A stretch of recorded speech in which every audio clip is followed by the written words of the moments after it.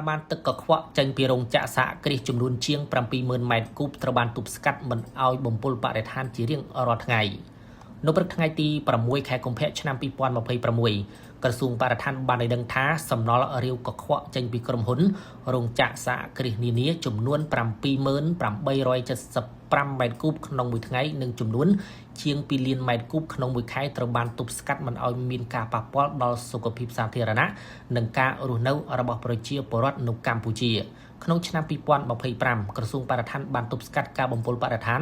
តាមរយៈការបញ្ចេញសំណល់រាវកខ្វក់បានចំនួនជាង 20 លានម៉ែត្រគូបដោយឡែកនៅក្នុងខែមករាឆ្នាំ 2026 បរិមាណទឹកកខ្វក់ចេញពីរោងចក្រសហគ្រាសចំនួនជាង 2 លាន 197,125 ម៉ែត្រគូបត្រូវបានទប់ស្កាត់មិនឲ្យបញ្ចេញទៅបំពុលបរិស្ថាន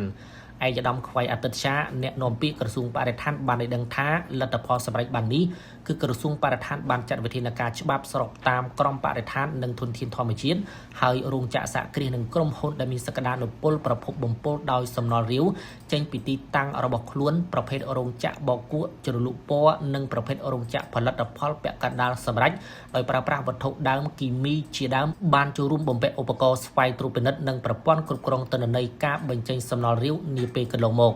ឯកឧត្តមខ្វៃអតីតឆាបានលើកឡើងថាគិតត្រឹមខែមករាឆ្នាំ 2026 ក្រុមហ៊ុនរោងចក្រនិងសហគ្រាសចំនួន 55 កន្លែងនៅទូទាំងប្រទេសបានបំពាក់ឧបករណ៍ស្វ័យត្រួតពិនិត្យនិងប្រព័ន្ធគ្រប់គ្រងទិន្នន័យការបញ្ចេញសំណល់រាវ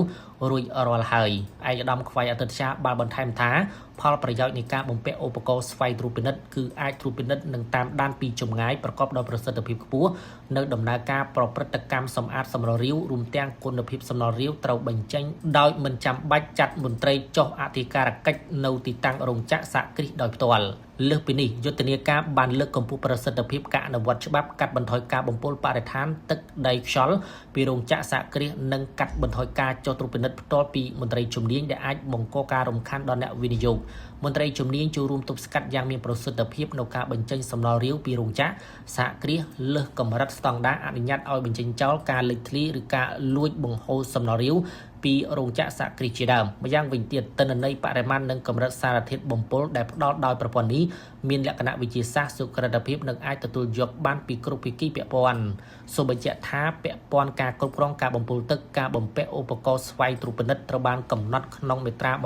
178 របស់ក្រមបរិស្ថាននិងធនធានធម្មជាតិដែលបញ្ជាក់ថាបុគ្គលឬម្ចាស់ទីតាំងផលិតកម្មធ្វើអាជីវកម្មឬសេវាកម្មដែលការបញ្ចេញសំណល់អាចបង្កហានិភ័យបំពុលបរិស្ថានក្នុងកម្រិតខ្ពស់ត្រូវអនុវត្តស្វ័យត្រួតពិនិត្យការបំពុលបរិស្ថាននៅក្នុងទីតាំងរបស់ខ្លួនដោយត្រូវអនុលោមតាមលិខិតបទដ្ឋានគតិយុត្តដែលកំណត់ដោយក្រមនេះឬលិខិតបទដ្ឋានគតិយុត្តពាក់ព័ន្ធជាធរមាន Sky One TV សូមភ្ជាប់គម្រោងថ្មីច្រើនជាង140ប៉ុស្តិ៍តម្លៃពិសេសមួយឈុត$65ដោយមិនគិតថ្លៃសេវាប្រចាំខែ Sky One TV លើសពីទូរទស្សន៍នៅកម្ពុជាកម្មវិធីចំណេញទ្វេដងអាជីវករទិញប្រអប់ Sky One TV ស៊េរីថ្មីចំណេញប្រាក់ច្រើនជាងដំឡើងប្រអប់ Sky One TV ស៊េរីថ្មីក៏ចំណេញប្រាក់ច្រើនផងដែរអ្នកទស្សនាទទួលបានប៉ុស្តិ៍ច្រើនព្រមទាំងប៉ុស្តិ៍កីឡាបាល់ទាត់ពិភពលោកគ្រប់ស្ថាប័ន Sky One TV លើសពីទូរទស្សន៍នៅកម្ពុជា